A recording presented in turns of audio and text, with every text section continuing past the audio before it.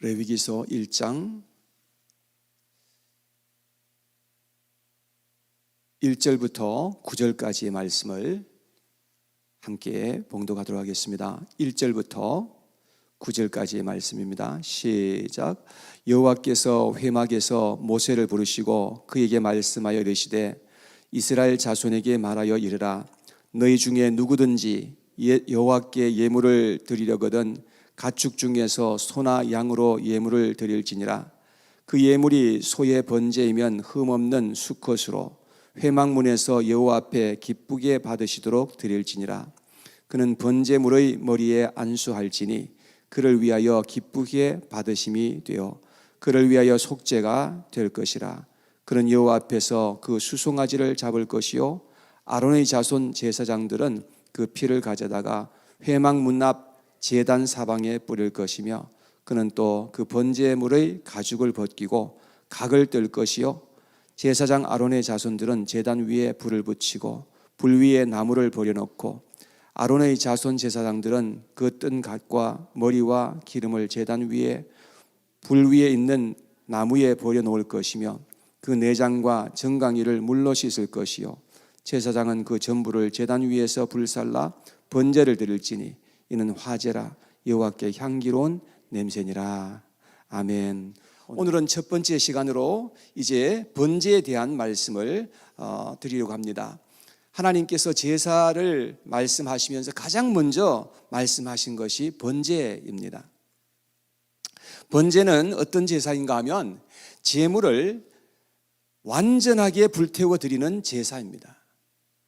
고기와 가죽과 내장과 기름과 뼈까지 100%를 다 불살라서 하나님 앞에 제사를 드리는 것이 바로 번제입니다. 그래서 성경에 보면 화제라는 그런 말도 종종 등장하는 것을 볼 수 있는데요. 오늘 읽었던 말씀 다 읽지는 않았는데요. 17절의 말씀을 보시면 기록하기를 또 그 날개 자리에서 그 몸을 찢되 아주 찢지 말고 제사장이 그것을 제단 위에 불 위에 있는 나무 위에 불살라 번제를 드릴지니 이는 화제라 여호와께 향기로운 냄새니라.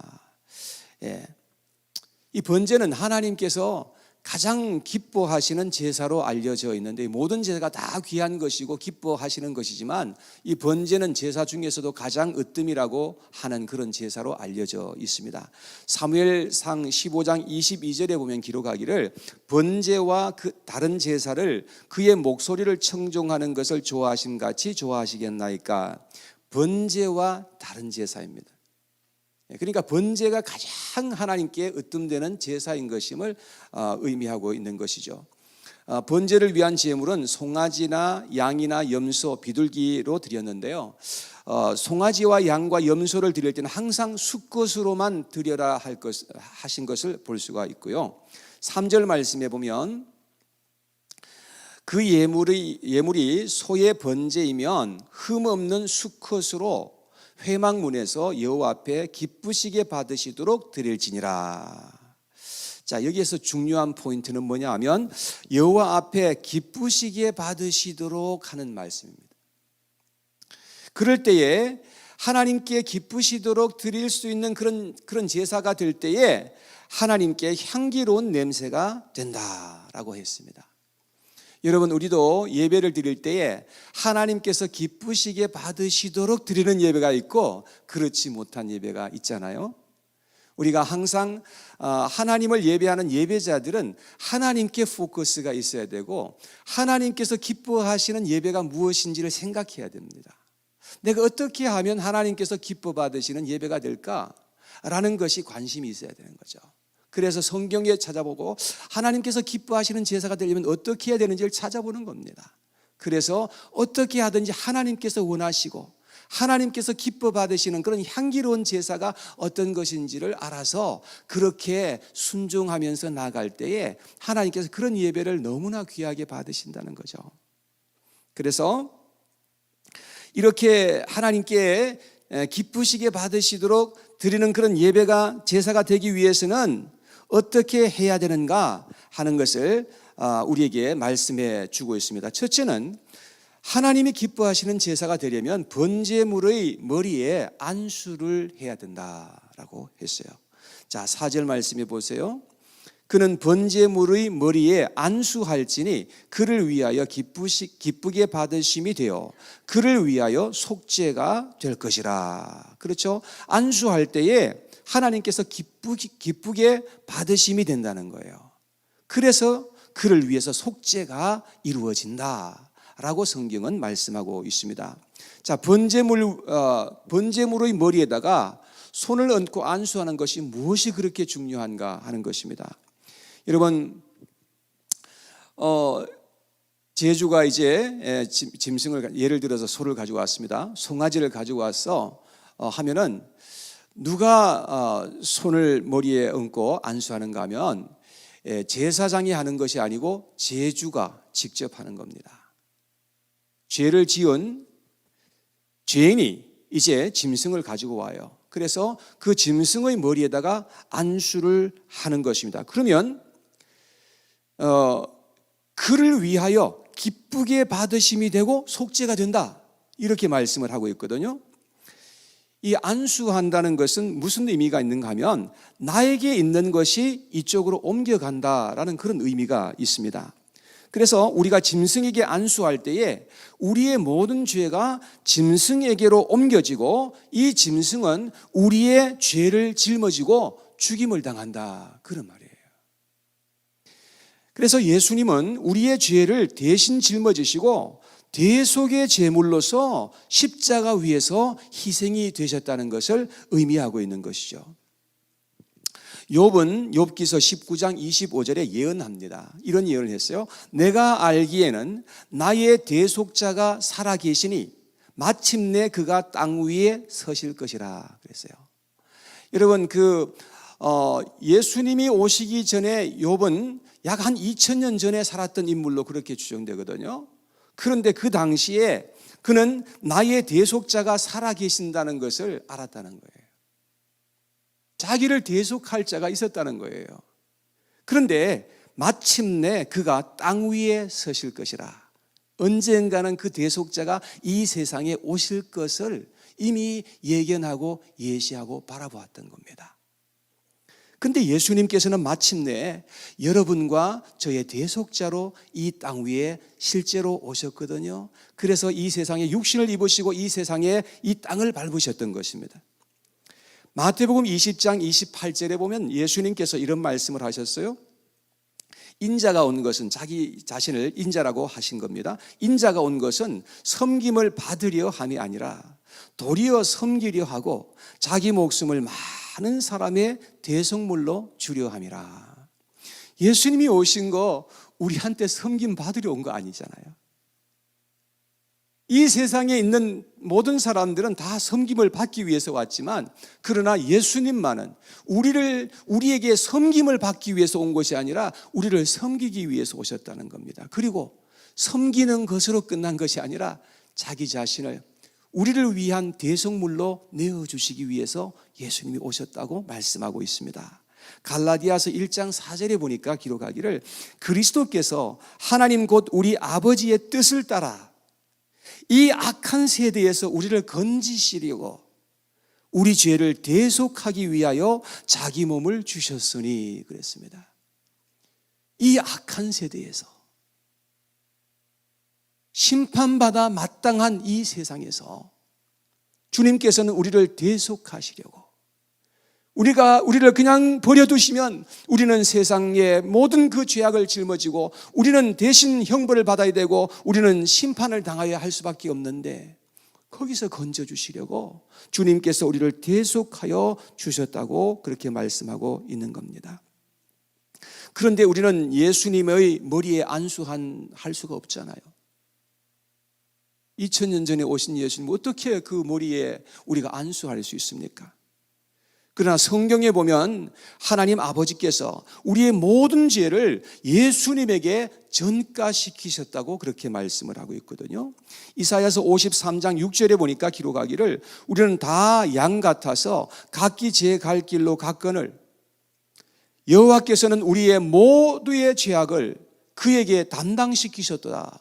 이게 담당시키셨다는 말은 laid on him. 전부 다 예수님에게 다 맡겨드렸다는 거예요. 이게 정가예요, 정가. 이쪽에 있던 것을 이쪽으로 다 옮겨놨다는 거예요. 여러분과 제가 가지고 있던 모든 죄악과 모든 허물과 모든 연약한 것들을 다 예수님에게로 다 전가시키셨다고 성경은 그렇게 말씀을 하고 있습니다. 그런데 우리의 모든 죄가 예수님에게 전가되고 예수님께서 우리의 모든 죄를 다 담당하셨다는 이 사실을 우리가 믿으면 우리의 모든 죄가 실제로 예수님에게 다 전가된다는 것입니다. 오직 이것은 믿음으로 안수하는 겁니다. 실제로 우리가 손을 얹어서 안수할 수는 없어요. 예수님이 나의 모든 죄악 때문에 예수님께서 나의 모든 죄악을 다 짊어지시고 십자가 위에서 피를 흘리시며 그 언약의 피를 흘리심으로 말미암아 주님께서 나의 모든 죄를 다 담당하셨구나 라는 이 사실을 우리 마음에 믿으면 우리가 예수님에게 안수한 것과 같은 거죠. 다 우리의 죄가 실제로 옮겨지게 된다는 거죠. 자, 두 번째, 제주가 제물 위에 안수한 다음에 번제물을 칼로 찔러서 피를 흘리고 죽여야 했던 겁니다. 제사장이 한 게 아니라 제주가, 죄 지은 사람이 직접 칼을 들고 짐승을 찔러서 죽여야 했던 겁니다. 그리고 그 피를 제단 사방에 뿌리도록 했습니다. 그래서 그 제단을 보면 피가 그냥 흥건하게 그냥 묻어 있는 거죠. 5절 말씀해 보세요. 그는 여호와 앞에서 그 수송아지를 잡을 것이요 아론의 자손 제사장들은 그 피를 가져다가 회막문 앞 제단 사방에 뿌릴 것이며. 여러분, 예수님의 흘리신 피가 이제는 우리의 마음의 제단에 흥건하게 뿌려져야 한다는 것입니다. 2000년 전에 십자가에서 피를 흘리고 돌아가신 예수님의 그 피가 어떻게 우리의 마음에 흥건하게 뿌려지냐 이거죠. 이것 역시 믿음으로 되어지는 것입니다. 나 때문에 예수님께서 피 흘리고 죽으셨다는 사실을 내 마음에 믿을 때 그 피가 내 마음의 제단에 뿌려지게 된다는 것입니다. 여러분, 그 예수님의 피가 내 마음에 효험이 된다는 것입니다. 내 마음에 와서 능력이 된다는 것입니다. 왜 그런가 하면 성령께서 우리 마음에 역사하시기 때문에 그런 것입니다. 여러분, 믿음이 이렇게 중요한 것입니다. 그 다음 세 번째는 제물의 가죽을 벗기고 각을 뜨고 물로 다 씻어야 됩니다. 씻고 난 다음에 모든 부분들을 다 장작 더미 위에 올려놓고 불을 놓아서 이제 번제를 드리는 것입니다. 6절에서 9절 말씀을 같이 한번 읽어보겠습니다. 6절부터 읽겠습니다. 그는 또 그 번제물의 가죽을 벗기고 각을 뜰 것이요 제사장 아론의 자손들은 제단 위에 불을 붙이고 불 위에 나무를 버려놓고 아론의 자손 제사장들은 그 뜬 각과 머리와 기름을 제단 위의 불 위에 있는 나무에 버려놓을 것이며 그 내장과 정강이를 물로 씻을 것이며 제사장은 그 전부를 제단 위에서 불살라 번제를 드릴지니 이는 화제라 여호와께 향기로운 냄새니라. 어차피 불태워서 다 그렇게 할 텐데 왜 그 고기와 내장을 다 물로 깨끗하게 씻었습니까? 여러분, 예수님은 점도 흠도 없으신 완벽한 제물이 되셨고 또 완전히 희생되셔서 온전하고 영원한 구속을 이루셨다는 그런 의미가 되는 거죠. 예수님은 여러분과 저를 위해서 완벽한 제물인 겁니다. 정말로 점도 흠도 없는 깨끗한 거룩한 그런 제물이 되어서 우리의 모든 죄악을 다 담당하실 수 있는 그러한 제물이 되셨다, 그런 뜻입니다. 예수님은 우리를 살리시고 영원한 하나님의 백성들로 삼으시려고 자신의 모든 것을 다 희생하셨다는 것입니다. 여러분, 그것이 바로 번제의 의미입니다. 사랑하는 여러분, 예수님은 저와 여러분들을 죄악에서 건져내시려고 자신의 모든 것을 다 희생하신 것을 꼭 믿으시기를 바랍니다. 여러분, 그 믿음이 우리를 구원하고 살린다고 성경은 우리에게 가르쳐주고 있습니다. 이 심플한 것을 믿을 수도 있고 믿지 않고 살아갈 수도 있습니다. 저는 여러분들 모두가 정말 이 놀라운 성경의 진리를 마음에 믿고 믿음으로써 이 세상을 살아가면서 주님께서 그 모든 죄악을 이기시고 승리하신 것처럼 저와 여러분들도 죄악을 이기고 이 세상을 이기고 사단 마귀를 이기고 앞으로 다가올 심판을 이기며 우리가 승리자가 될 수 있게 되기를 간절히 원하는 것입니다. 그래서 예수님의 희생으로 말미암아 우리는 완벽하게 그리고 영원히 건짐을 받고 살아나는 그런 은혜를 입게 된다는 것입니다. 그것이 바로 예수님께서 말씀하신 영생을 의미하는 것입니다. 주님께서는 이 영생을 저와 여러분들에게 주시기 위해서 오셨고 그 놀라운 일을 우리 가운데 행하셨다는 사실을 여러분 꼭 기억하시면서 여러분 이 사실 하나만 믿어지면 놀라운 개혁이 우리 삶 가운데 반드시 일어나게 될 겁니다. 왜냐하면 성령께서 거기에 강력하게 역사하실 것이기 때문에 그렇습니다. 오늘 레위기서 2장 1절에서 3절까지의 말씀입니다. 원래는 6절까지의 말씀인데 다 읽지 않고 1절부터 3절까지 봉독하겠습니다. 레위기서 2장 1절에서 3절까지의 말씀입니다. 시작. 누구든지 소재의 예물을 여호와께 드리려거든 고운 가루로 예물을 삼아 그 위에 기름을 붓고 또 그 위에 유향을 놓아 아론의 자손 제사장들에게로 가져갈 것이요 제사장은 그 고운 가루 한 움큼과 기름과 그 모든 유향을 가져다가 기념물로 제단 위에서 불사를 지니 이는 화제라 여호와께 향기로운 냄새니라. 그 소제물에 남은 것은 아론과 그의 자손에게 돌릴지니 이는 여호와의 화제물 중에 지극히 거룩한 것이니라. 아멘. 하나님이 이스라엘 백성들에게 주신 5가지의 제사가 있는데 그 두 번째는 소제라고 하는 것입니다. 첫 번째는 어떤 제사라 그랬죠? 네, 번제라고 했습니다. 번제는 가지고 온 그 제물을 100%다 불태워서 화제로 하나님 앞에 드리는 것이라고 말씀을 드렸죠. 그러면 소제는 어떻게 드리는 제사가 소제일까요? 1절 말씀에 다시 한번 보시면 누구든지 소제의 예물을 여호와께 드리려거든 고운 가루로 예물을 삼아 그 위에 기름을 붓고 또 그 위에 유향을 놓아 그랬습니다. 자, 소제는 여기에 보니까 곡식 가루를 가지고 하나님께 나아가서 드리는 제사인 것임을 알게 되죠. 그래서 피 없이 하나님 앞에 드릴 수 있는 유일한 제사가 소제이라고 할 수 있는 것이죠. 곡식 가루는 곡식을 찧어 가지고 아주 곱게 갈아야 된다고 성경에 보니까 그렇게 되어 있고요. 그리고 곡식 가루를 가지고 떡을 구워서 떡을 만든 걸 가지고 가서 또 제물로 드릴 수도 있다라고 그렇게 되어 있습니다. 자, 그렇게 되면 이제 제사장이 그 가지고 온 이제 가루를 한 움큼 이제 집어서 제단 위에 이제 뿌립니다. 그렇게 해서 불을 태우면 그러면 이제 그게 제사가 되는 것이죠. 그리고 그 나머지가 있을 거 아니에요, 그죠? 그것은 다 아론의 자손 제사장들에게 돌리는 것으로 되어 있습니다. 이 소제는 의무적으로 드리는 것이 아니라 자발적으로 드리는 것입니다. 자기가 자원해서 하나님 앞에 드리는 것이고요.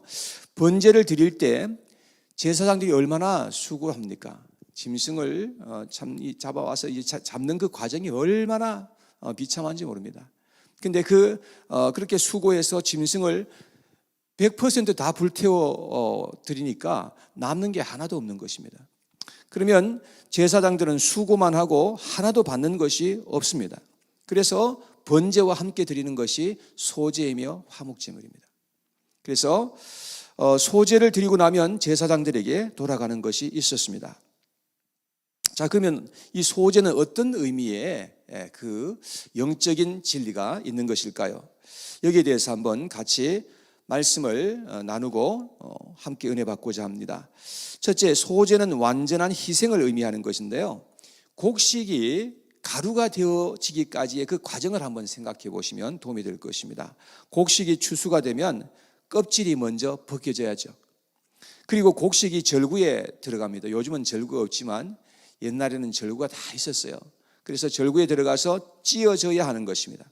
그리고 아주 그냥 잘게 찧어져서 마지막에는 채로 쳐서 고운 가루가 만들어지는 것입니다. 이 덜 찧어진 것은 다시금 절구에 넣어서 또 찧어서 그렇게 완전하게 가루가 되도록 하는 것입니다. 또 고운 가루와 함께 이제 소제를 드렸던 것 중에 두 가지가 있었는데 기름과 유향을 같이 드리라는 거죠. 기름과 유향이 만들어지는 그 과정도 마찬가지입니다. 이 철저하게 벗겨지고 찧어지고 짜져야만 기름과 유향이 만들어지게 되는 것입니다. 이 세 가지는 다 철저하게 희생되어서 만들어지는 결정체인 것입니다. 그래서 이 세 가지를 섞어서 불에 태우게 되면요,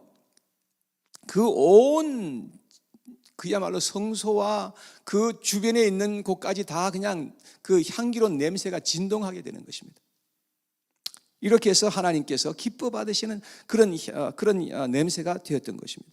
예수님은 우리를 위해서 참으로 많이 희생하셨습니다. 아니, 모든 것을 다 희생하셨습니다. 완전하게 주님께서 희생되어서 그렇게 제물이 되어 드렸던 것입니다.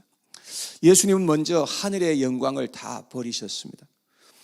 예수님은 성경에 보니까 하나님이라고 그렇게 확실하게 나와 있어요. 예수님이 하나님이신 거예요. 근데 예수님께서는 부족함이 없으셨고 완전하셨고 영화로우셨습니다. 근데 그 모든 것을 다 주님께서는 뒤로 하고, 찬송가에 보면은 그 저 높고 높은 별을 넘어 주님께서 이 세상에 오신 것입니다. 인간의 육체를 입으시고 죄악되고 타락한 세상에 내려오셨는데 마국간 냄새나는 그곳에 주님께서 오셨습니다. 30여 년 동안 한 시골 마을에서, 그리고 한 그 가난한 가정에서 그렇게 묻혀 사셨던 것입니다. 그리고 마지막 3년 동안은 공생애의 삶을 사셨는데, 예수님께서는 가신 곳마다 두 가지의 반응입니다. 환영하는 사람들이 있었고 예수님을 적극 반대하고 배척을 하는 사람들이 있었습니다.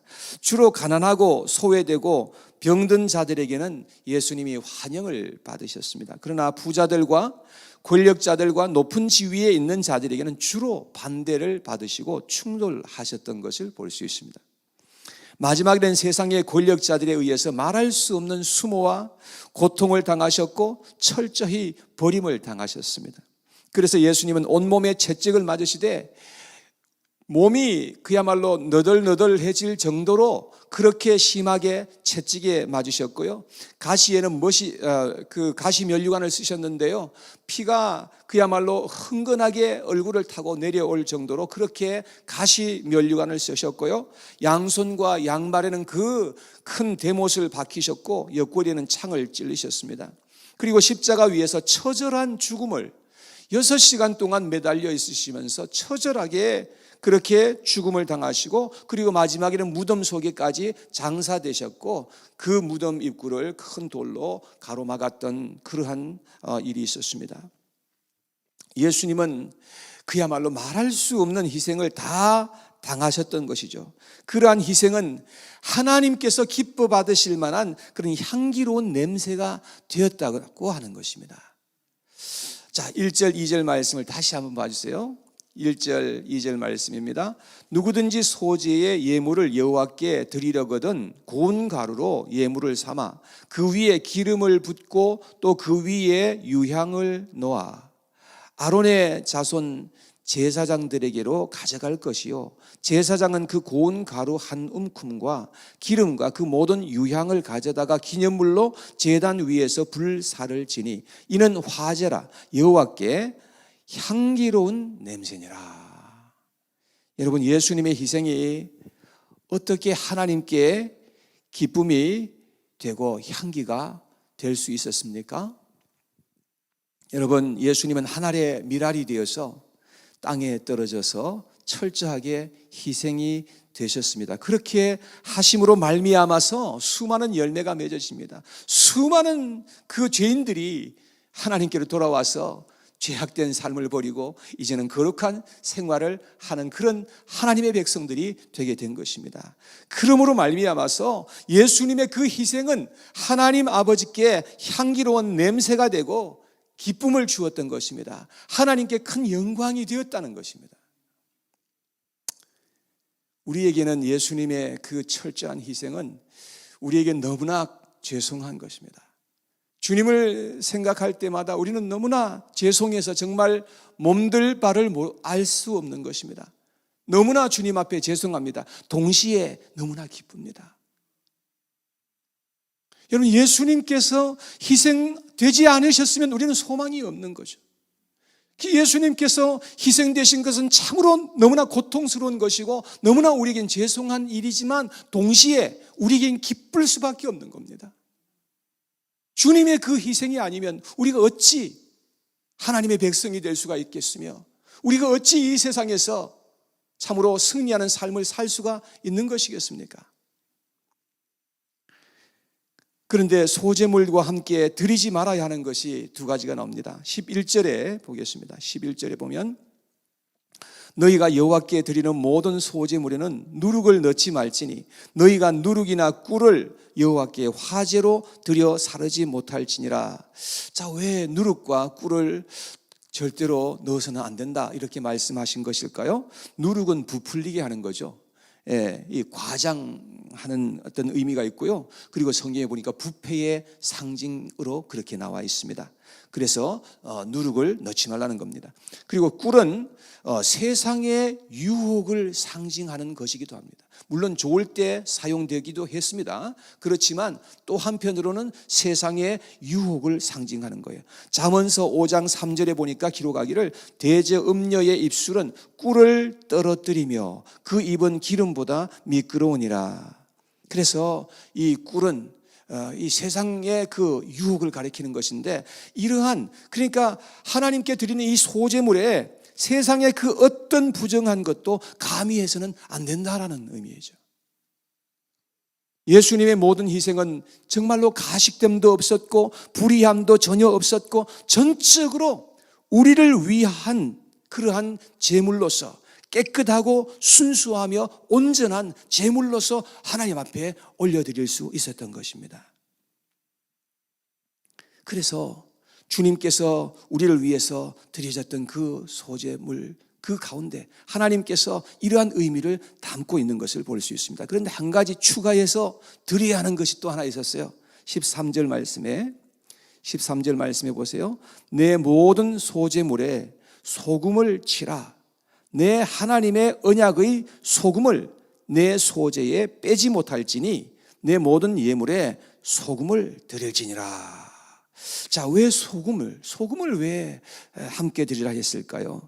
여러분, 소금은 하나님과 사람 사이의 언약을 의미하는 것입니다. 내 하나님의 언약의 소금, 내 하나님의 언약의 소금을 내 소제에 빼지 못할지니라. 여러분, 성경에 보니까 소금 언약이라는 말이 나와요. 민수기 18장 19절에 보니까 소금 언약이라는 그 말이 나오는데요. 이 소금은 변함이 없는 것이며 변질되는 것을 막아주는 역할을 하는 것입니다. 예수 그리스도의 희생으로 말미암아 하나님과 사람 사이에 맺어진 이 십자가의 피의 언약은 결코 변할 수 없는 언약이라는 것을 의미하고 있는 것입니다. 하나님께서 결코 이제는 그 하나님의 그 언약을 변할 수 없는 그런 언약으로 그렇게 맺어주셨다는 그런 의미가 있는 것입니다. 제가 성경 몇 구절을 찾아서 읽어드리겠습니다. 여러분들 그냥 안 찾으셔도 되겠습니다. 그냥 적어 놓으시든지 나중에 비디오를 통해서 다시 한번 보시면 좋겠습니다. 이사야서 54장 7절 8절 말씀해 보니까 이렇게 하나님께서 말씀하십니다. 내가 잠시 너를 버렸으나 큰 긍휼로 너를 모을 것이요. 하나님께서 우리를 잠시 버리실 수 있으십니다. 그러나 큰 긍휼로 하나님께서는 그런 마음을 가지고 계시다는 것입니다. 내가 넘치는 진노로 내 얼굴을 내게서 잠시 가렸으나 영원한 자비로 너를 긍휼히 여기리라. 내 구속자 여호와께서 말씀하셨느니라. 여러분, 하나님께서는 우리에게 그 죄악된 그 일로 말미암아서 진노하셔서 그 얼굴을 잠시 가리실 수 있으셨습니다. 그러나 영원한 자비로 너를 긍휼히 여기리라. 주님께서 말씀하십니다. 10절에 말씀하시기를 산들이 떠나며 언덕들은 옮겨질지라도, 산들이 떠나고 언덕들이 옮겨진다는 것은 천지개벽하는 그런 의미가 있습니다. 그러나 나의 자비는 내게서 떠나지 아니하고, 여기 나의 자비라는 말은 영어 성경에 보니까 unfailing love로 되어 있습니다. 결코 떨어질 수 없고 실패할 수 없는 그런 사랑을 말하는 것입니다. 그 사랑, 나의 자비는 내게서 떠나지 아니하며 나의 화평의 언약은 흔들리지 아니하리라. 너를 긍휼히 여기시는 여호와께서 말씀하셨느니라. 저는 이 암송을 할 때마다, 이 구절 할 때마다 은혜가 되고 위로가 되고 힘이 되는 말씀이에요. 하나님과 나 사이에 맺어진 이 화평의 언약, 이 언약은 결코 어떠한 가운데서도 흔들리지 아니하리라. 주님께서 약속해 주신 말씀이지요. 예레미야서 31장 31절에 보니까 이렇게 되어 있습니다. 여호와의 말씀이니라. 보라, 날이 이르리니 내가 이스라엘 집과 유다 집에 새 언약을 맺으리라. 이 새 언약, 옛날에 맺었던 그 언약이 있는데 그 언약과 다른 이제는 새 언약을 맺으시겠다는 것입니다. 32절에 보니까 이 언약은 내가 그들의 조상들의 손을 잡고 애굽 땅에서 인도하여 내던 날에 맺은 것과 같지 아니할 것은 내가 그들의 남편이 되었어도 그들이 내 언약을 깨뜨렸음이라. 여호와의 말씀이니라. 하나님과 이스라엘 사람들 사이에 얼마나 정말로 특별한 관계였는가 하면 하나님이 그들의 남편이 되었다는 거예요. 그렇게 은혜를 베풀어주고 그렇게 사랑했고 그렇게 잘해주었는데 그렇게 축복했는데, 그런데도 불구하고 이스라엘 백성들이 그 언약을 깨뜨렸다는 겁니다. 그러므로 말미암아 이제는 더 이상 그렇게 깨뜨려질 수 있는 그런 언약이 아닌 새 언약을 맺으시겠다고 하나님께서 그렇게 약속하시는 것을 볼 수가 있습니다. 여러분, 히브리서 10장 12절 말씀에 보면 이렇게 되어 있어요. 오직 그리스도는 죄를 위하여 한 영원한 제사를 드리시고 하나님 우편에 앉으사, 우리의 죄를 위해서 예수님께서는 영원한 한 제사를 드렸다는 겁니다. 영원한 한 제사, 한 번의 제사인데 그 제사는 영원토록 효력을 발생한다는 것입니다.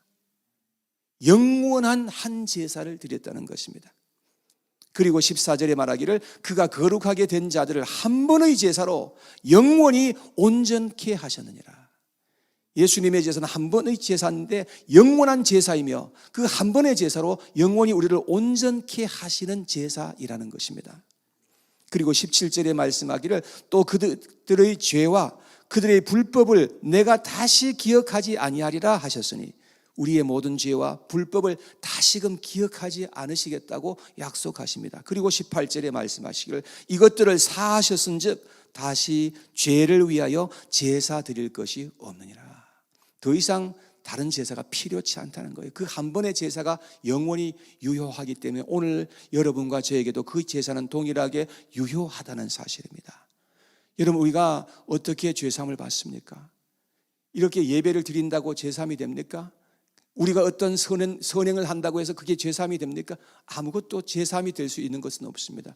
오직 예수 그리스도께서 십자가 위에서 드리신 한 영원한 그 제사로 말미암아서 우리의 죄가 사해지게 될 수 있는 것입니다. 그리고 그 죄사함은 영원히 유효한 죄사함인 것입니다. 그래서 누가복음 22장 20절에 예수님께서 십자가에 달려 죽으시기 바로 전날 밤에 이렇게 말씀하셨어요. 이 잔은 내 피로 세우는 새 언약이니 곧 너희를 위하여 붓는 것이라. 여러분, 예수님께서 흘리신 그 피는 예수님과 우리 사이에 맺은 새 언약이 된다는 것을 말씀하고 있습니다. 여러분, 이 피로 맺어진 이 언약은 결코 변함이 없는 그러한 언약인 것을 믿으시기를 바랍니다. 예수님은 우리의 영원한 언약이 되어주셨습니다. 소금 언약이 되어주셨습니다. 이 언약은 변하지 않는 언약이라는 것입니다. 여러분, 소제를 통해서 우리는 예수님이 우리를 위해서 어떻게 행하셨는지를 우리가 기억해야 되는 것입니다. 여러분, 예수님께서는 그야말로 완전한 희생을 하신 것입니다. 100% 우리를 위해서 다 쏟아부으신 것입니다. 우리와 영원한 언약을 맺기 위해서이고, 그 언약은 소금 언약이 되어서 우리가 이 땅 위에 사는 동안에, 그리고 영원토록 그 언약이 유효해서 우리는 주님의 백성으로서 이 세상에 살고 영원토록 주님과 함께 거할 그런 소망이 우리에게 있는 것을 여러분 기억하시고, 이 세상의 어떠한 가운데 살아갈지라도 이 사실을 꼭 기억하시기 바랍니다. 주님이 우리를 위해서 어떠한 일을 행하여 주셨는지, 그 주님께서 행하신 그 모든 일은 주님께서 우리를 어떻게 사랑하셨는지, 그래서 주님께서 행하신 그 일들을 생각할 때에 우리가 이 세상에 살아갈 때에 참으로 우리는 힘을 얻을 수 있고 용기를 얻을 수 있고, 어떠한 가운데서도 절망하지 않고 우리가 소망 가운데 이 세상을 당당하게 살아갈 수 있게 된다는 사실인 것입니다. 이러한 은혜가 저와 여러분 모두에게 있게 되기를 간절히 축원합니다. 이 시간 하나님 말씀, 레위기서 3장 1절에서 5절까지의 말씀, 3장 1절에서 5절까지의 말씀입니다. 함께 우리 봉독하겠습니다. 시작. 사람이 만일 화목제의 제물을 예물로 드리되 소로 드리려면 수컷이나 암컷이나 흠없는 것으로 여호와 앞에 드릴지니 그 예물의 머리에 안수하고 회막문에서 잡을 것이요 아론의 자손 제사장들은 그 피를 제단 사방에 뿌릴 것이며 그는 또 그 화목제의 제물 중에서 여호와께 화제를 드릴지니 곧 내장에 덮인 기름과 내장에 붙은 모든 기름과 두 콩팥과 그 위의 기름 곧 허리 쪽에 있는 것과 간에 덮인 거풀을 콩팥과 함께 떼어낼 것이요 아론의 자손은 그것을 제단 위 불 위에 있는 나무 위에 번제물을 위해서 살을 지니 이는 화제라 여호와께 향기로운 냄새니라. 아멘. 하나님이 이스라엘 백성들에게 주신 제사가 5가지였는데 그 중에 첫 번째가 뭐였죠? 첫 번째가 번제였습니다. 두 번째는 소제였습니다. 오늘 세 번째 화목제에 대해서 말씀을 증가하겠습니다. 이 화목제는 주로 번제와 같이 드렸던 그러한 제사였습니다. 그래서 성경에 보면 자주 번제와 화목제를 같이 이렇게 언급하고 있는 그런 내용들을 자주 볼 수가 있습니다. 번제는 마치 우리가 지금 우리의 그 신앙생활로 본다고 한다면 회개에 해당하는 그러한 제사라고 볼 수가 있습니다. 그리고 소제와 화목제는 감사의 제사입니다. 그래서 하나님 앞에 죄 용서함을 받은 것에 대해서 감사하면서 하나님 앞에 화목제로 드렸던 것입니다. 역대하 31장 2절에 보니까 기록하기를 히스기야가 제사장들과 레위 사람들의 반차를 정하고 각각 그 직임을 행하게 하되 곧 제사장들과 레위 사람들로 번제와 화목제를 드리며 여호와의 영문에서 섬기며 감사하며 찬송하게 하고, 그러니까 이 번제와 화목제를 함께 같이 드린 거예요. 그래서 이 화목제는 감사하면서 하나님 앞에 드리는 제사였던 것을 볼 수가 있습니다. 예수님은 우리를 위해서 번제의 제물이 되어주신 것입니다. 그래서 예수님께서 번제를 드려주심으로 말미암아서 우리가 하나님 앞에 이제 용서함을 받을 수 있게 된 것이죠. 그리고 예수님은 우리를 위해서 번제의 제물도 되어주셨지만 화목제의 제물이 되어주신 것입니다. 그래서 하나님과 사람 사이에 이제 용서와 화목이 이루어질 수 있도록 해주셨다는 것입니다. 예수님은 영원한 대제사장도 되시고 또 우리를 위한 제물도 되셨습니다. 제사장이라는 이 라틴 말은요, 폰티펙스라는 말인데 다리 놓는 자라는 뜻입니다. 그래서 예수님께서 우리의 대제사장이 되시고 또 희생 제물이 되어 주셔서 하나님과 사람 사이에 다리를 놓아 주신 것입니다. 하나님과 사람 사이는 절대 사람이 하나님께로 갈 수 없는 그러한 엄청난 그런 그 골짜기가 있어요. 절대 사람은 하나님께로 갈 수가 없어요. 근데 이 예수 그리스도께서 우리를 위해서 희생하심으로 말미암아 우리가 이제 하나님께로 갈 수 있는 그러한 길을 만들어 놓았다는 것입니다. 그런데 사람들은 죄로 말미암아서 하나님과 원수된 관계 속에서 있었다는 것을 성경은 말씀합니다. 여러분, 하나님은 죄인들을 반드시 돌격하셔서 심판할 수밖에 없는 그런 공의로우신 하나님이시고 또 하나님은 거룩하신 하나님이십니다. 죄를 그냥 두고 볼 수 없어요. 하나님은 반드시 돌격해야 하는 그런 속성을 가지고 있습니다. 그런데 이제 예수님 때문에 우리는 하나님과 원수의 관계가 아닌 사랑의 관계, 언약의 관계, 끊어내야 끊어놓을 수 없는 그런 관계가 맺어질 수 있도록 하여 주셨다는 것입니다. 이것은 결코 우리의 어떤 그런 공로가 아니라 전적으로 예수님께서 우리를 위해서 행하여 주신 예수님의 공로로 말미암아 이루어졌다는 것을 우리가 알아야 하는 것입니다. 여러분, 성경 찾지 않아도 괜찮겠습니다. 로마서 5장 10절 이하에 보면 이렇게 기록합니다. 곧 우리가 원수 되었을 때에, 여러분, 우리가 하나님과 원수 되었을 때가 있었던 것이죠. 지금도 원수로 살아가는 사람들이 세상에 너무 많습니다. 곧 우리가 원수 되었을 때에 그의 아들의 죽으심으로 말미암아 하나님과 화목하게 되었은즉 화목하게 된 자로서는 더욱 그의 살아나심으로 말미암아 구원을 받을 것이니라. 그뿐 아니라 이제 우리로 화목하게 하신 우리 주 예수 그리스도로 말미암아 하나님 안에서 또한 즐거워하느니라. 그러니까 우리는 하나님과 원수 관계 속에 있어서 우리는 마땅히 심판당하고 마땅히 우리는 화를 당하고 우리는 영원토록 형벌을 받아야 하는 그런 존재였었는데 예수 그리스도의 육체의 죽음으로 말미암아서 하나님과 사람 사이에 이제는 화목한 관계가 되었다는 것입니다. 그러므로 말미암아 그 화목한 관계 때문에 이제는 우리가 하나님 앞에 즐거워한다라고 그렇게 말씀합니다. 이러한 것이 믿어져야 되는 겁니다. 이러한 것이 믿어지면 우리에게 감사가 있고 기쁨이 생기게 될 수밖에 없죠. 그 다음에 골로새서 1장에 보면 이런 말씀이 또 기록되어 있습니다. 골로새서 1장 20절에서 22절 사이에 보면은 그의 십자가의 피로, 예수님의 그 십자가의 피로 화평을 이루사 곧 만물, 곧 땅에 있는 것들이나 하늘에 있는 것들이 그로 말미암아 자기와 화목하게 되기를 기뻐하심이라. 우리 하나님께서는 우리와 함께 이 화목되는 것을 얼마나 기뻐하시고 원하고 계시는지 몰라요.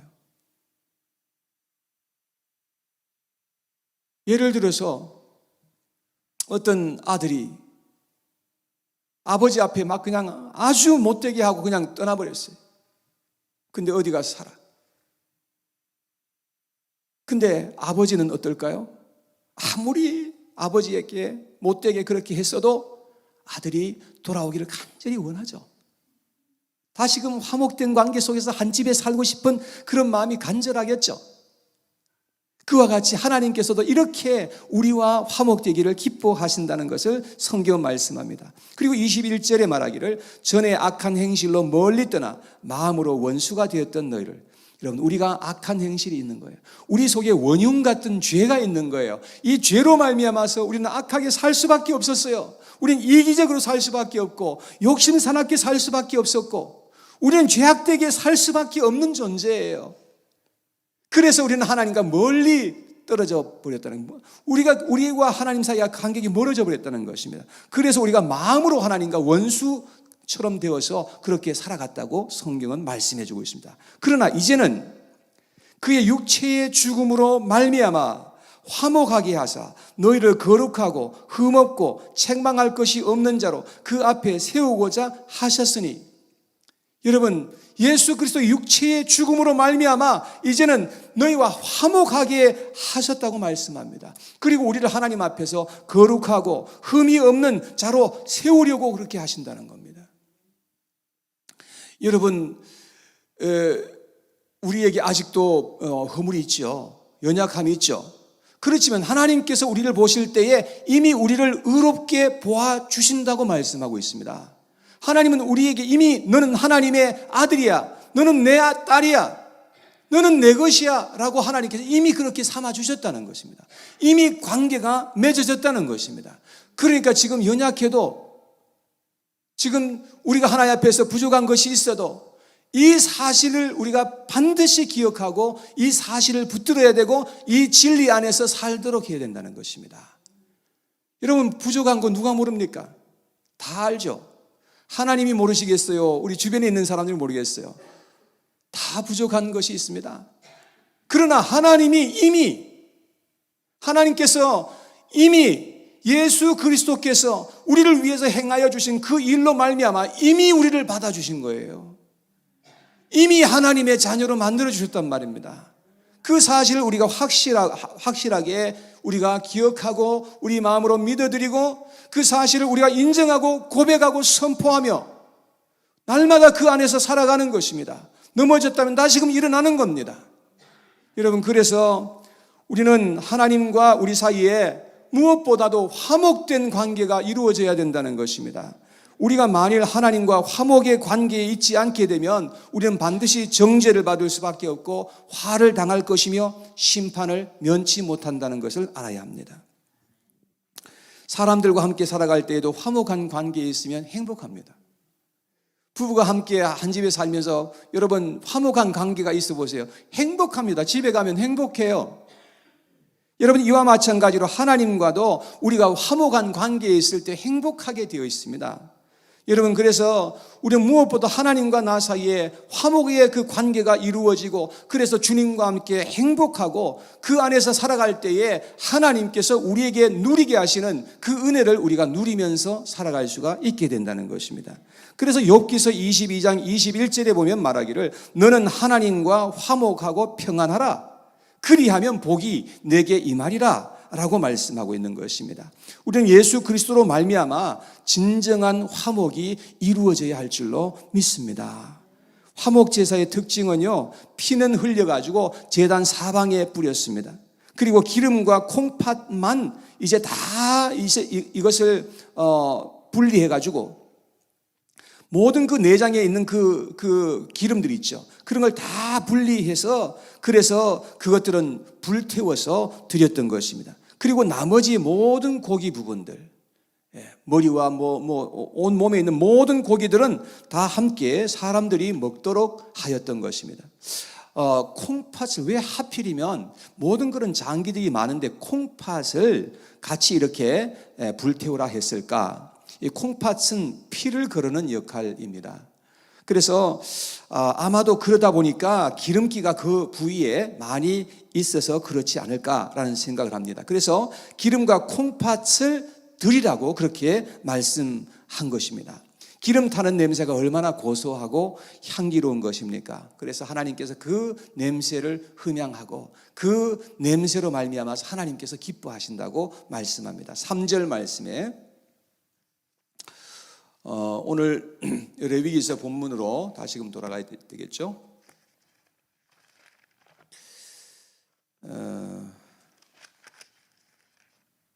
레위기서 3장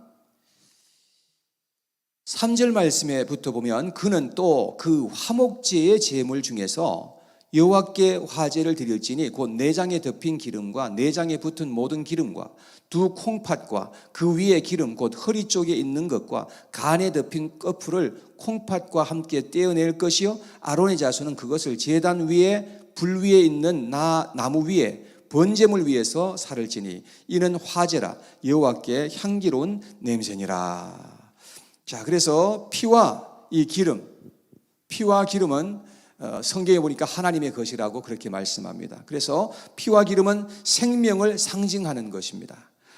결코 피와 기름은 먹지 말아야 된다라고 그렇게 말씀하고 있는데 17절 말씀에 그렇게 되어 있죠. 17절에 보니까 너희는 기름과 피를 먹지 말라. 이는 너희의 모든 처소에서 너희 대대로 지킬 영원한 규례니라.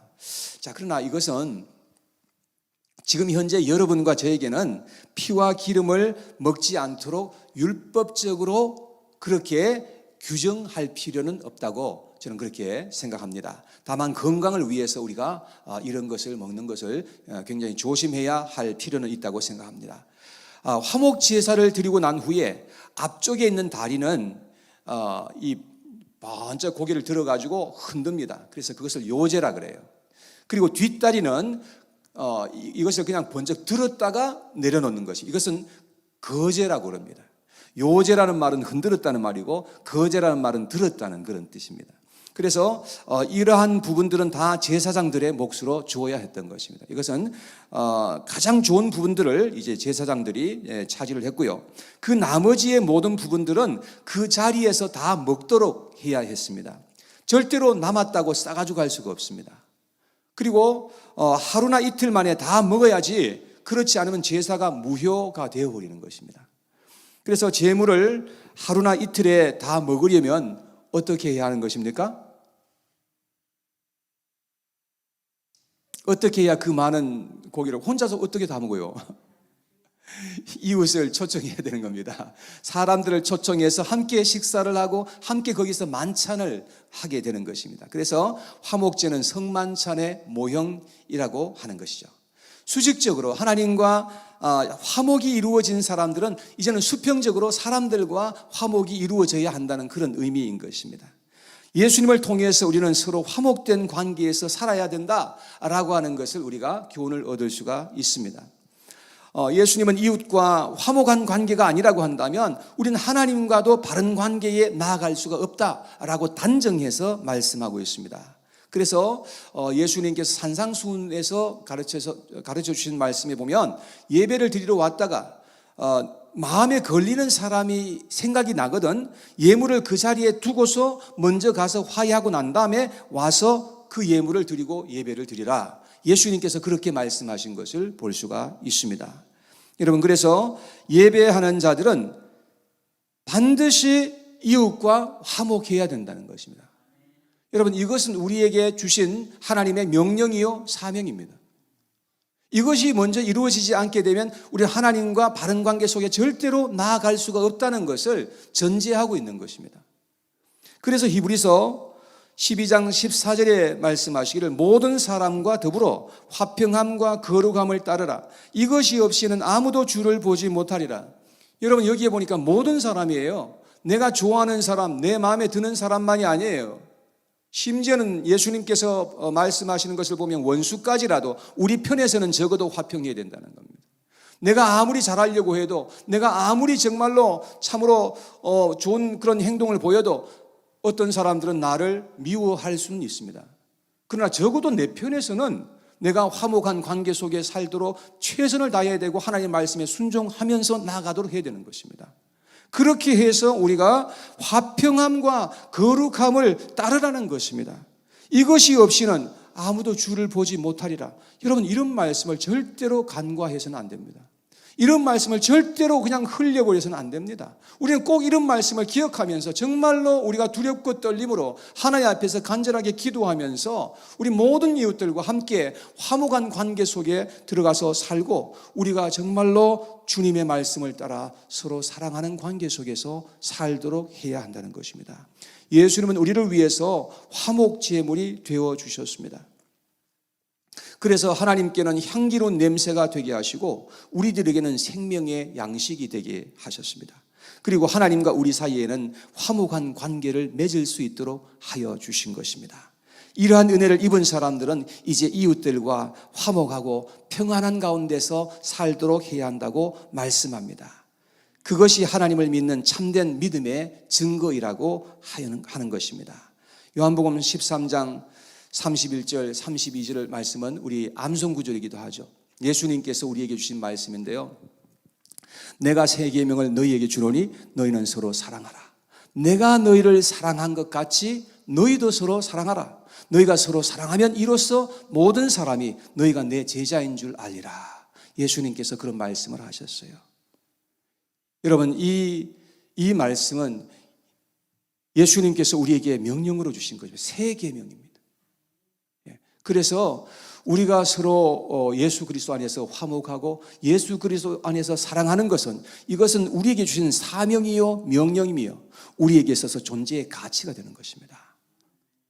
여러분, 이렇게 살아야만 우리가 행복할 수 있고 하나님께 영광이 되고 우리 모든 사람들에게 은혜가 되는 것입니다. 그럴 때에 하나님께서 크게 영광 받으시고 우리 가운데 하나님의 은혜가 넘치게 될 줄로 믿습니다. 그래서 우리가 진정 행복한 사람들로서 이 세상을 살아가는 것입니다. 여러분, 예수 그리스도께서 여러분과 저를 위해서 행하여 주신 그 놀라운 일들을 생각하면서 우리가 이제 서로 화목하고 서로 사랑하는 그런 복된 우리 반석교회 모든 성도님들이 되시기를 주님의 이름으로 축복합니다. 여기서 4장 1절에서 14절까지의 말씀 우리 함께 봉독하겠습니다. 시작. 여호와께서 모세에게 말씀하여 이르시되 이스라엘 자손에게 말하여 이르라. 누구든지 여호와의 계명 중 하나라도 그릇 범하였으되 만일 기름 부음을 받은 제사장이 범죄하여 백성의 허물이 되었으면 그가 범한 죄로 말미암아 흠없는 수송아지로 속죄 제물을 삼아 여호와께 드릴지니 그 수송아지를 회막문 여호와 앞으로 끌어다가 그 수송아지의 머리에 안수하고 그것을 여호와 앞에서 잡을 것이요 기름 부음을 받은 제사장은 그 수송아지의 피를 가지고 회막에 들어가서 그 제사장이 손가락에 그 피를 찍어 여호와 앞 곧 성소의 휘장 앞에 7번 뿌릴 것이며 제사장은 또 그 피를 여호와 앞 곧 회막 안 향단불들에 바르고 그 송아지의 피 전부를 회막문 앞 번제단 밑에 쏟을 것이며 또 그 속죄 제물이 된 수송아지의 모든 기름을 떼어낼지니 곧 내장에 덮인 기름과 내장에 붙은 모든 기름과 두 콩팥과 그 위에 기름 곧 허리 쪽에 있는 것과 간에 덮인 거풀을 콩팥과 함께 떼어내되 화목제 제물의 소에게서 떼어냄 같이 할 것이요 제사장은 그것을 번제단 위에서 불사를 것이며 그 수송아지의 가죽과 그 모든 고기와 그것의 머리와 정강이와 내장과 똥 곧 그 송아지의 전체를 진영 바깥 재버리는 곳인 정결한 곳으로 가져다가 불로 나무 위에서 사르되 곧 재버리는 곳에서 불사를 지니라. 아멘. 이스라엘의 5대 제사가 있다 그랬죠. 첫 번째 번제, 두 번째 소제, 세 번째 화목제, 오늘 네 번째 속죄제에 대해서 말씀을 드리도록 하겠습니다. 우리가 예수님을 믿고 용서함을 받아서 하나님과 화목된 관계에 있어도 부지 중에 범죄하는 죄가 있다 하는 것입니다. 그래서 1절 2절에 보니까 이렇게 되어 있습니다. 1절 2절을 다시 한번 보시죠. 여호와께서 모세에게 말씀하여 이르시되 이스라엘 자손에게 말하여 이르라. 누구든지 여호와의 계명 중에 하나라도 그릇 범하였으되, 하나님의 그 계명 중에서 그 하나라도 여기에 보니까 그릇 범하는 죄가 있다는 그릇. 그 다음에 13절 말씀해 보세요. 만일 이스라엘 온 회중이 여호와의 계명 중 하나라도 부지 중에 범하여 허물이 있으나 스스로 깨닫지 못하다가, 그래서 여기는 부지 중에, 우리가 어떻게 하다 보니까 부지 중에 그만 죄를 범하게 되는 그런 경우가 있다는 것입니다. 이 말을 히브리 말로 보니까 실수로, by mistake, 이렇게 우리가 참 실수할 때가 있다는 것을 우리는 알게 됩니다. 자, 이 실수로 우리가 죄를 범한다고 했을 때 두 가지의 것으로 생각해 봐야 됩니다. 첫째는 죄인 줄 모르고 범한 말과 행동입니다. 말을 하는데 자꾸 이 죄악된 말을 하는데도 불구하고 본인은 정작 몰라. 그게 죄인지 이게 뭔지 모르는 거예요. 행동을 자꾸 하는데 얼마나 자꾸 이제 죄악된 행동인데도 불구하고 본인은 모르고 자꾸 그냥 그렇게 하는 거예요. 이럴 때가 있잖아요. 근데 나중에 시간이 지나고 난 다음에 그게 죄였구나, 그게 정말 잘못된 것이었구나라는 사실을 나중에 가서야 깨닫고서 회개하는 그런 경우가 있어요.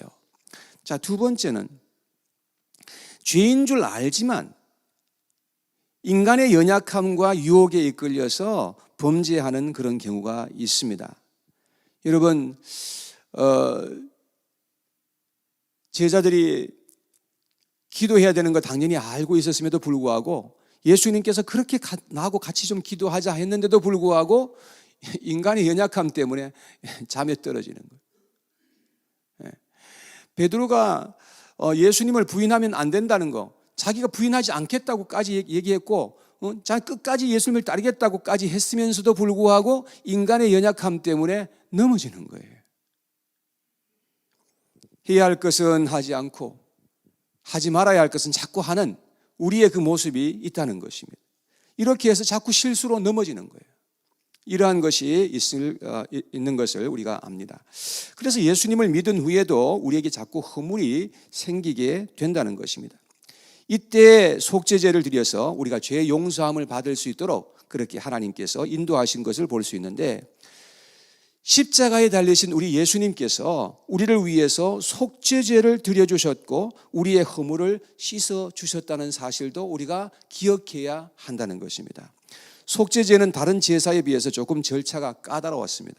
그래서 제물은 신분에 따라서 다르게 적용이 됐는데요, 제사장은 수송아지, 족장은 수염소, 평민들은 암염소나 어린 양, 그리고 가난한 자는 비둘기, 극빈자는 고운 가루 한 에바 조금. 다 이렇게 그 신분에 따라서 다르게 적용이 되었고요. 두 번째는 피를 흘려서 피의 제사가 되게 했는데요, 이 피를 흘려가지고 이 속죄제는 성소에까지 들어갑니다. 성소 휘장에다가 7번을 뿌렸어요. 여러분, 이 회막에 뿌렸다 했는데 회막이 어딘가 하면 지성소와 성소를 가로막고 있는 큰 그 휘장이 있어요.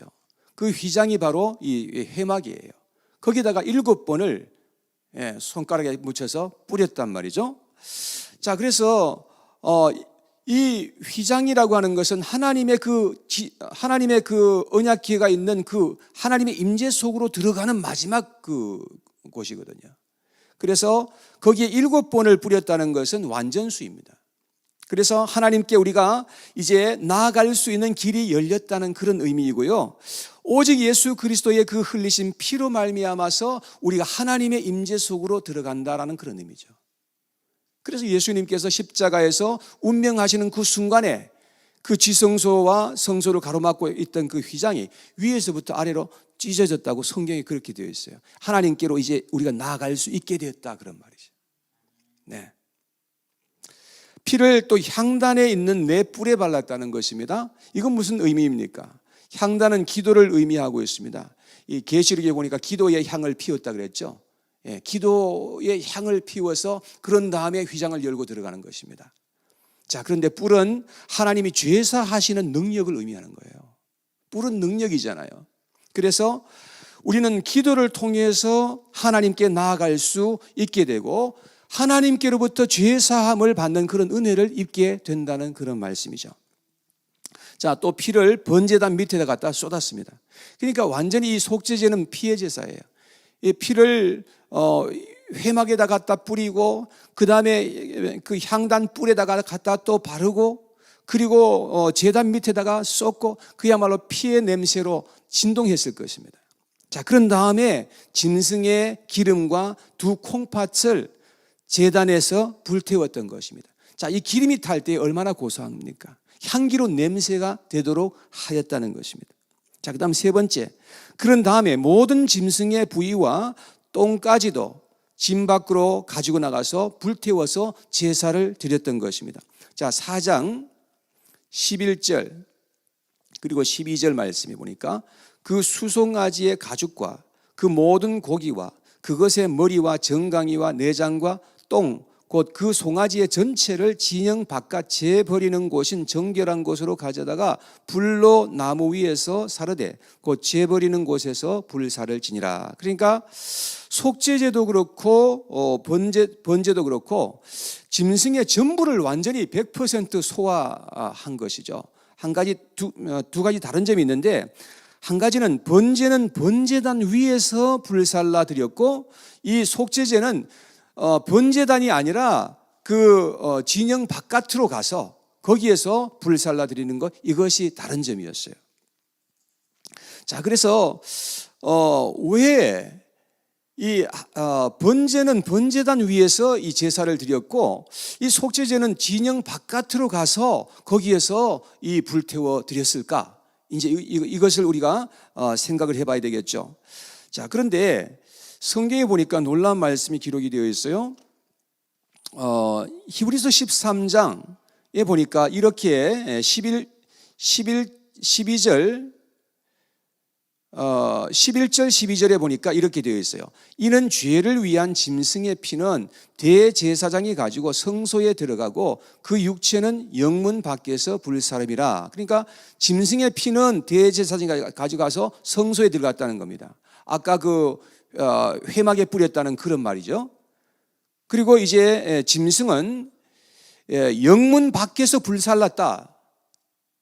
성 밖에서 불살랐다, 그런 말이죠. 그러니까 이게 무슨 말인가 하면 속죄제를 의미하고 있는 거죠. 속죄제를 드렸다는 그런 말이에요. 자, 그 다음에 12절에 보니까 그러므로 예수도 자기 피로써 백성을 거룩하게 하려고 성문 밖에서 고난을 받으셨느니라. 자, 예수님도 자기 피로써 백성을 거룩하게 하려고 성문 밖에서 고난을 받으셨다. 그랬어요. 성문 밖에서 예수님께서 고난 받으셨죠.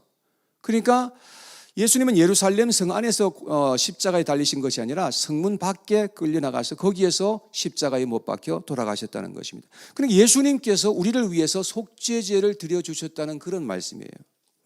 여러분, 그래서 우리가 이스라엘의 5대 제사를 지금 살펴보고 있는데, 예수님께서는 우리를 위해서 이 세상에 오셔서 우리를 위해서 번제도 드려주셨고, 우리를 위해서 소제도 드려주셨고, 우리를 위해서 화목제도 드려주셨고, 또 우리를 위해서 속죄 제사도 드려주셨다는 사실을 알게 되는 거예요.